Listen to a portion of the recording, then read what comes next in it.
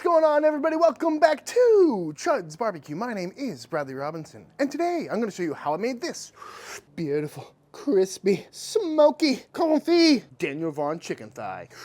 Coming up! A few months back, old Evan Leroy and I down at Leroy & Lewis got a chance to cook a Wagyu A5 brisket that we got through Jess Pryles and Double 8 Cattle. If you haven't seen Jess's channel, be sure to check it out. She's always cooking up some great looking grub. But among the few people that got a chance to try the A5 brisket was Daniel Vaughn, the barbecue editor of Texas Monthly Magazine. While he was there, he got a chance to try our rabbit carnitas dish that we had on special and was inspired by the cooking process. He then wrote an article all about the confit process and why it makes sense for the barbecue cook, and posted a recipe and pictures of some amazing looking chicken thighs. I'll have a link in the description for that article so you can read it yourself, but after reading the article, I knew I had to give it a shot. So, that being said, today I'm going to cook Daniel Vaughn's chicken thigh recipe, and it is going to be delicious.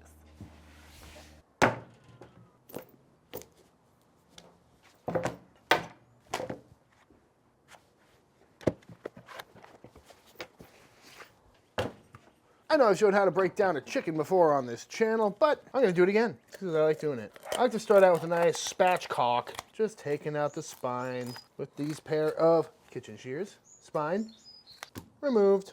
Now we'll go in and get these wings off. Yoink, yoink. Right in the middle. Separate the legs. Crack the breastbone, and there we have it. 2 skin-on chicken breasts, hard to find. 2 delicious chicken wings. 1 spine, going right into the freezer for stock. We're gonna separate these right at the joint. Couldn't be easier, folks. Save these for later, because this is what we're after today. Some good old-fashioned chicken thighs, bone in, skin on. You can go through and clean them up, although you don't have to. Especially how we're gonna cook them, all this skin is gonna crisp up real nice. But if you wanna go through and remove any of this extra flat meat or that rib cage, you can.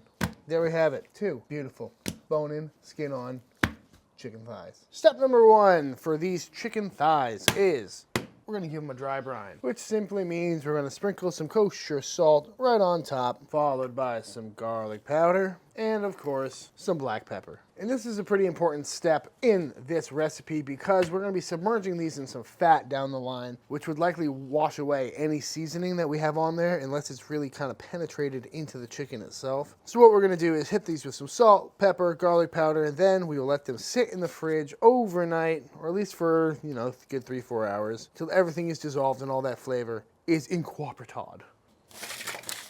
And it just so happens I've got a pile of chicken thighs right here that I dry brined last night. And as you can see, nice and dry. Skin has got a nice little tackiness to it. Most of the salt has disappeared into the meat, which means we know every bite is going to be seasoned all the way through.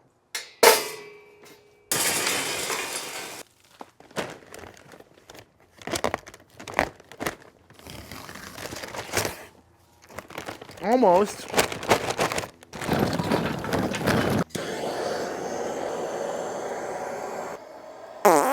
Toot snake.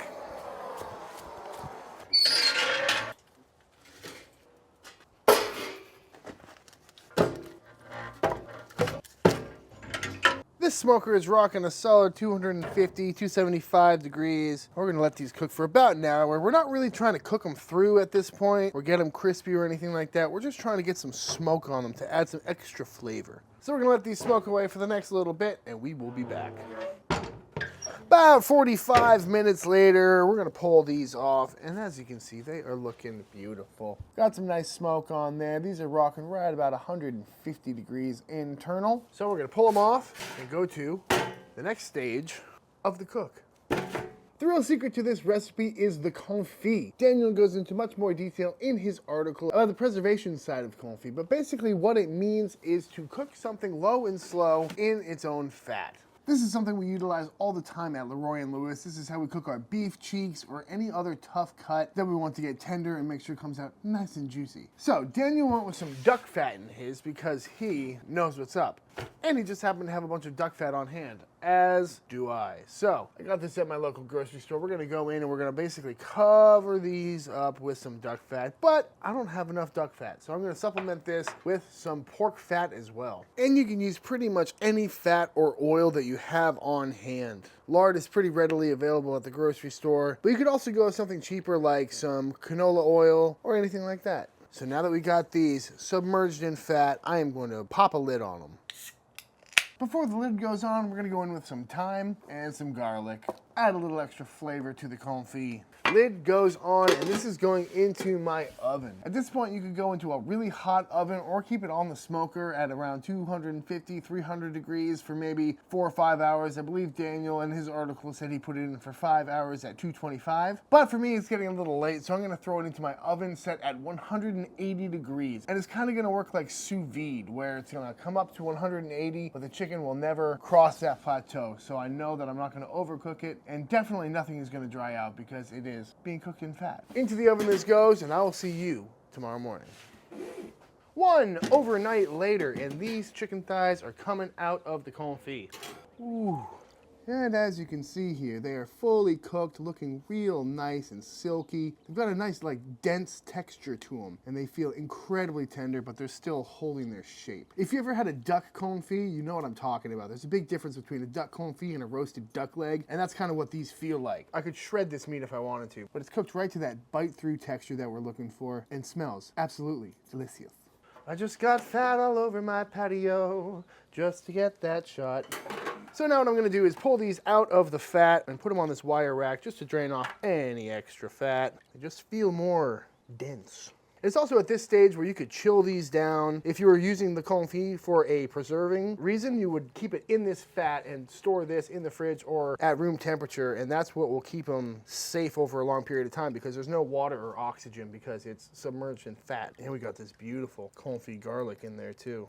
Save that for later. But at this stage, what I would do is pull all these out, blot them dry, and put these into the fridge, wrap them up, and then they are ready to go to be reheated. Again, it's kind of similar to sous vide, where they're fully cooked, you know they're tender all the way through, they're seasoned, they're flavorful. All you really need to do now is add a nice crust. And I know this seems like a lot of work for something that you could also cook in a relatively short amount of time, but they're just so tender. It's kind of like a rib, where you want that toothsome bite where you can get an even bite mark, but you don't want it falling off the bone, and this is just nailing it. So tender. So to add a good crust and finish these off, if you're Guga, you're gonna hit them with a blowtorch. If you're Daniel Vaughn, you're gonna pop it under a broiler. I'm kind of tempted to dunk one of these into a deep fryer, but I think the best way to go is to finish these off on the mini Chud box.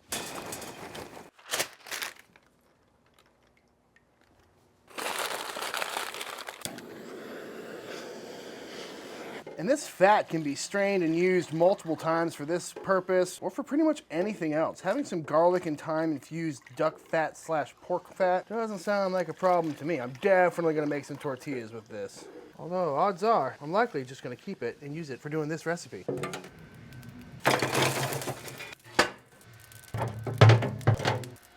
We are rocking a solid 325, 350 on this here mini Chud Box Pro, and I think it's time to throw these chicken thighs on. I popped these in the freezer for the last little bit while I waited for the chimney starter to light, so they're nice and chilled down. That way I can get a little more heat on them without overcooking them too much. But pop these in a Ziploc bag or vac seal them, and then whenever you want some chicken, just gotta grill them up.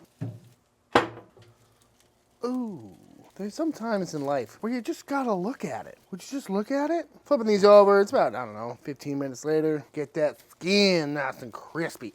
Ow! Beautiful. Gotta love that heat retention off of one chimney of charcoal. All right, after about 30 minutes, it's time to pull these bad boys off. The amazing thing is I can smell the garlic and the thyme in the air from the smoke, from all the fat that's dripping off of these bad Larrys. I mean, look at that crispy skin. Can't beat it.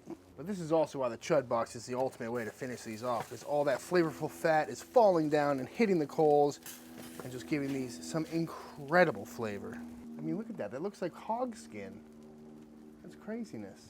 I think that kind of speaks for itself. You got that beautiful crispy skin on there. Meat is feeling incredibly tender. Pull this right apart if we wanted to. But really all that matters is how it tastes. Let's find out.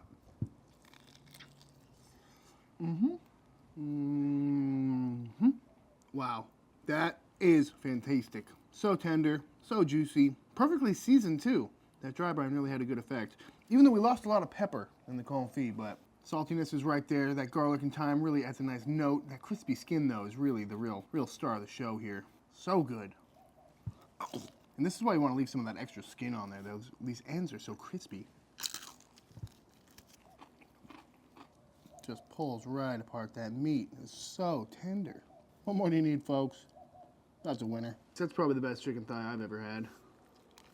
I'm probably gonna make a big batch of these and just keep them in my freezer. Honestly, just pull it out, throw it on the grill, throw it in a pan, heat it through, crisp up that skin. You got some amazing chicken. And the whole point of Daniel's article is really that this is a great method for barbecue joints because holding chickens in a warming cabinet throughout service is pretty challenging while maintaining that crispy skin because it all tends to steam. The crust on this thing, it's gonna hold up a lot better to a rest in the CVAP.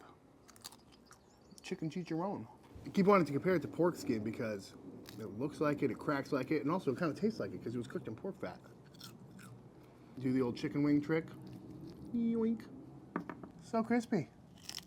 All right, y'all, and that is how to make Daniel Vaughn's smoked chicken confit. I highly recommend giving this one a try. I know it's a lot more work and takes a lot more time than you're used to with chicken thighs, but the payoff is huge, and it's a really fun project on the weekend. That's not gonna break the bank, and it's always good to learn new cooking methods. That being said, if you enjoyed this video, be sure to let me know by hitting the subscribe button. Helps the channel grow. Be sure to check out Daniel's full article, which I'll have linked in the description of this video, along with everything I used in this video and all my other videos. While you're down there, let me know in the comments below what you want to see me cook next. If you do give this a try for yourself, be sure to hit me up on Instagram at ChudsBBQ. I'd love to see what y'all are cooking. Head over to ChudsBBQ.com for all pit inquiries, wait lists, and all that good stuff. And until the next time I see you, please go cook something outside.